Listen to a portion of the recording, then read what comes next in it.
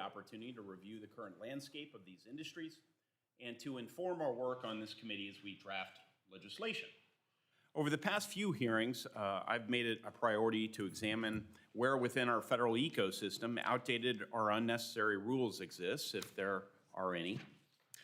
Rules that don't impact the safety of our roads or that can be costly for those in the private sector looking to increase safety, improve efficiency, and innovate to create a more robust and effective industry that helps power our economy.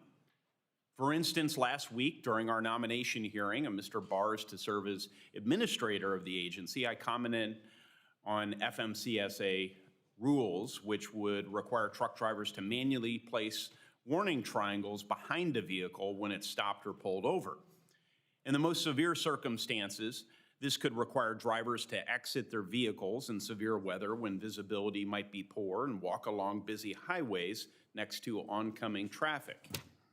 I think we all understand the benefit of informing other drivers of stopped vehicles on the shoulder of the road, but if there are avenues that could allow for industry to provide the same or greater level of efficacy while increasing safety, then I believe Congress should remove bureaucratic red tape prohibiting this innovation. This is just one example where I think we can improve upon our rules and regulations to give industry more flexibility, to innovate and voluntarily deploy different technologies and applications to advance the safety of our roads. I hope this hearing can help highlight additional opportunities as we work on this surface transportation reauthorization. Our reauthorization work also provides a pathway to accomplish common sense policy solutions to address issues crippling our transportation network.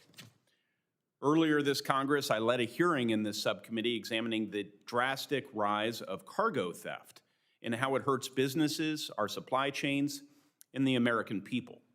That hearing highlighted the complexity of freight fraud and cargo theft and the need for Congress to take a comprehensive approach to stopping these criminals.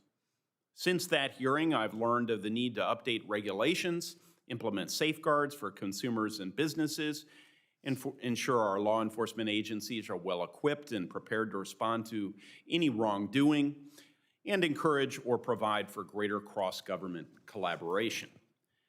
This hearing provides an opportunity to further these conversations and to hear from industry leaders representing voices afflicted by the freight fraud and how we can work to address these issues together.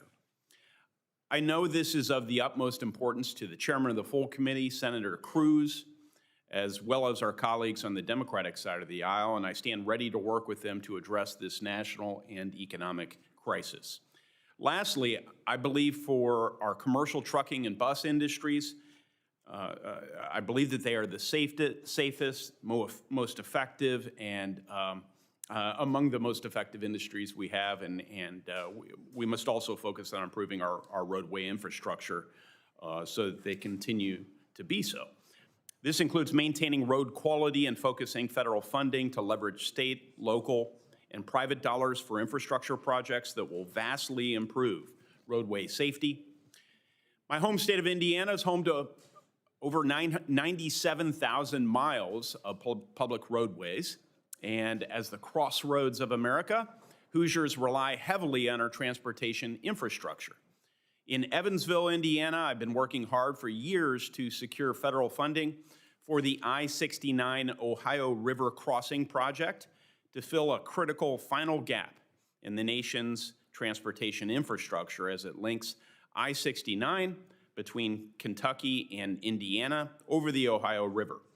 This is the type of project which will mitigate traffic congestion, improve overall roadway safety, and significantly leverage non-federal dollars. Type of project where federal infrastructure dollars should be focused. We have an experienced panel here with leaders representing voices across the commercial trucking and bus industries. So I thank all of you for your willingness to testify here today and for your contributions to our dialogue.